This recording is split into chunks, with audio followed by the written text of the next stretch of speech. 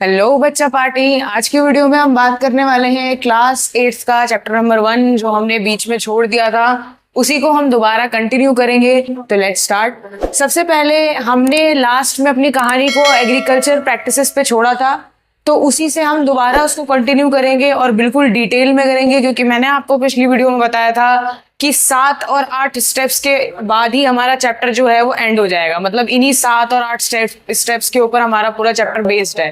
तो चलिए स्टार्ट करते हैं। सबसे पहले हमारा आता है preparation of soil. Preparation of soil क्या होता है? ये एक ऐसी प्रोसेस है जिसके अंदर हम सॉइल को प्रिपेयर करते हैं आगे की प्रोसेस के लिए, ताकि क्रॉप का प्रोडक्शन हो सके। ठीक है, इसमें हम क्या क्या करेंगे? टिलिंग, लूजनिंग ऑफ सॉइल, मतलब कि उसको सॉइल को उल्टा पुल्टा करना। ठीक है, ये सारी चीजें। इसके लिए हम किस किस चीज का यूज करेंगे? होए, कल्टीवेटर और प्लफ का। अगर आपको वीडियो में कहीं पे भी ऐसा लग रहा है कि मुझे ये नहीं समझ में आ रहा है, तो इसका मतलब आपने पहली वीडियो नहीं देखी है, तो जाके पहले उसको देख लेना। ठीक है, उसके बाद आता है सोइंग। इसका मतलब है कि हम क्या कर रहे हैं? बीज बो रहे हैं, सीड जो है वो सोन कर रहे हैं, ताकि हमारे क्रॉप का जो प्रोडक्शन है वो हो सके। ठीक है, अब यहाँ पर हम क्या करेंगे? कंपैटिबल सीड्स, मतलब जो सही बढ़िया अच्छे अच्छे सीड्स हैं उनको, उन्हीं सीड्स को हम चूज करेंगे। ऐसा तो नहीं है ना कि मैम क्लास में सारे बच्चों को फर्स्ट बना देती है, नहीं, कोई एक ही अच्छा बच्चा होता है। तो ऐसे ही हम कुछ ही अच्छे बीजों को लेते हैं, जिनको हम क्या करते हैं? जमीन के अंदर डालते हैं, जिनसे वो एक अच्छा क्रॉप बनकर आए, जिनसे फिर वो उसको हम आगे अच्छी तरीके से यूज कर सके। चलिए थर्ड प्रोसेस पे आते हैं, इरिगेशन। इरिगेशन वर्ड का मतलब क्या होता है? ये एक ऐसी प्रोसेस है जिसके अंदर हम पौधों में पानी डालते हैं, क्रॉप्स में पानी डालते हैं रेगुलर इंटरवल ऑफ टाइम पे। ठीक है, मतलब हर एक कुछ कुछ टाइम पे क्रॉप को नीड होती है वाटर की, जैसे हमें है। ठीक है, अब इसके अंदर दो अलग अलग प्रोसेसेस होते हैं। कौन कौन से? भाई हर चीज की दो कहानी होती है, मॉडर्न और ट्रेडिशनल, है ना। तो ट्रेडिशनल क्या हो गया? ट्रेडिशनल मतलब पुराने टाइम में जो जो चीजें यूज होती थी, क्योंकि भाई पुराने टाइम पे हमारे पास मशीनरीज और इक्विपमेंट्स तो थे नहीं। तो जैसे कि राहत, डेगली और चेन पंप। अब क्वेश्चन यहां से नहीं आता, क्वेश्चन यहां से आता है कि मॉडर्न मेथड ऑफ इरिगेशन में जो आपने दो प्रोसेसेस पढ़े हैं उनके बीच में क्या डिफरेंस है। तो मॉडर्न मेथड में बच्चों दो हमारे मेन मेथड्स होते हैं, स्प्रिंकलर सिस्टम और ड्रिप सिस्टम। अब चलिए इनके बारे में बात करते हैं, क्या है ये दोनों, स्प्रिंकलर सिस्टम और ड्रिप सिस्टम। स्प्रिंकलर सिस्टम के अंदर क्या होता है? जैसा कि मैंने यहाँ पे छोटा सा डायग्राम बना दिया है, इसके अंदर क्या है? पाइप जो है ये जमीन से बाहर होता है, और ऊपर जो होते हैं नोजल होते हैं, मतलब कुछ पोर्स होते हैं, कुछ छोटे छोटे छेद होते हैं, जिन छेदों से क्या होता है, जिन पोर्स से क्या होता है, पानी जो है वो बाहर आता है और स्प्रिंकल करता है। ठीक है, मतलब कि छिड़कना, हिंदी में इसको बोलते हैं छिड़काव तंत्र।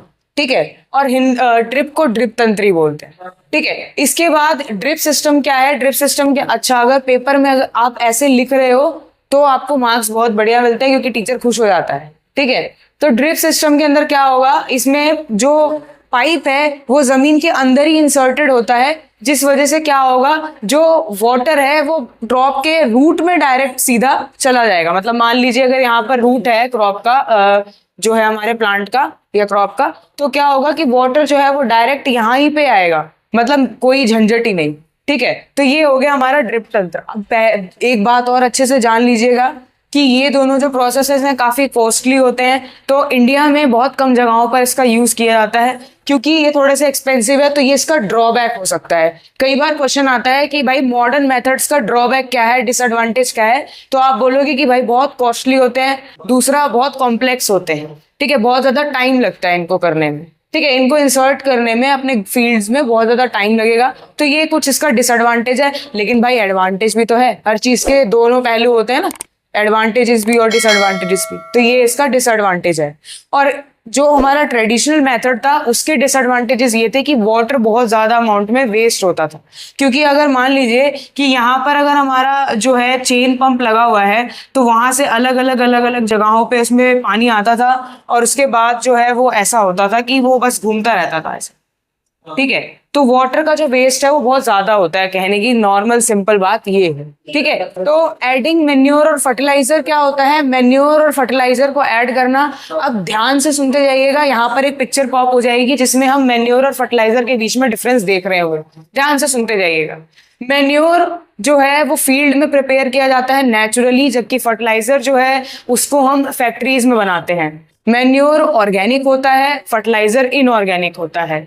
मैन्योर जो है वो नेचुरल इंग्रेडिएंट होते हैं उसमें, और वो नेचुरली घर पे भी प्रिपेयर किया जा सकता है, लेकिन फर्टिलाइजर्स को फैक्ट्रीज में ही प्रिपेयर किया जाएगा क्योंकि उसके अंदर बहुत सारे अलग अलग केमिकल्स होते हैं।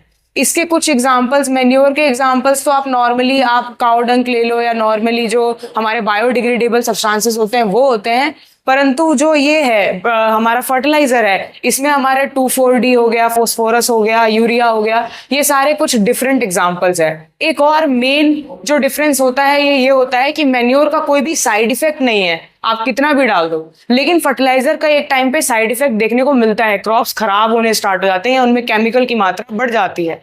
ठीक है, इसीलिए जो फार्मर्स हैं वो मैन्योर को ज्यादा प्रेफर करते हैं as compared to fertilizers costly भी होते हैं, मैन्योर कॉस्टली नहीं होते। मैन्योर को हम आराम से जो है फील्ड में घर पे प्रिपेयर कर सकते हैं। तो ये कुछ मेन डिफरेंसेस हैं जो आपको ध्यान रखने हैं, जिनसे आप क्वेश्चन आता ही आता है। ठीक है, एक मेन और डिफरेंस है कि जो मैन्योर है उसमें बहुत सारे न्यूट्रिएंट स्मॉल अमाउंट्स में होते हैं, और फर्टिलाइजर जो है वो किसी एक ही न्यूट्रिएंट में रिच होता है। ठीक है, अब बात करते हैं, हमने मैन्योर और फर्टिलाइजर को तो कंप्लीट कर लिया। प्रोटेक्शन ऑफ वीड्स क्या होते हैं? वीड्स अनवांटेड प्लांट्स होते हैं, ऐसे प्लांट्स होते हैं जो हमारे क्रॉप्स के बीच में उग जाते हैं, जैसे कि कुछ खराब बच्चे होते हैं क्लास के अंदर वैसे। ठीक है, अच्छा आप उन बच्चों में से नहीं हो, ठीक है, तभी तो वीडियो देख रहे हो। तो जो वीड्स होते हैं ये कुछ ऐसे ही प्लांट्स होते हैं जो कि क्या होते हैं, क्रॉप्स के बीच में उग जाते हैं और उनको क्या करते हैं, खराब करना शुरू कर देते हैं। ठीक है, अब इनसे प्रोटेक्ट करने के लिए हम क्या करते हैं, वीडीसाइड का यूज करते हैं। वीडीसाइड्स कुछ ऐसे प्लांट्स होते हैं जिनका यूज किया जाता है वीडीसाइड्स कुछ ऐसे मेडिसिन होते हैं जिनका यूज किया जाता है वीड से प्रोटेक्ट करने के लिए प्लांट को। ठीक है, तो इसको आपको ध्यान रखना है। इसके एग्जाम्पल्स तो आपके एनसीईआरटी में नहीं है, पर बहुत सारे अलग अलग इसके एग्जाम्पल्स होते हैं, जैसे फॉस्फेट हो गया, या अलग अलग यूरिया के भी कुछ पार्टिकल्स इसमें यूज किए जाते हैं एज अ वीडीसाइड। अब हमने चैप्टर के 70% पार्ट को कवर कर लिया है, 30% पार्ट और रह गया है, उस पार्ट को हम नेक्स्ट वीडियो में देखेंगे। और ऐसे ही अगर आपको बने रहना है तो भाई सीरीज में बने रहिए, तो आपको इजीली सारी वीडियोस जो है वो अपलोड हो जाती हैं। अगर आप टाइम पे देखते रहोगे तो आपको चीजें समझ में आती रहेंगी। मिलते हैं ऐसी तगड़ी वीडियोस के साथ, तब तक के लिए थैंक्स फॉर वॉचिंग।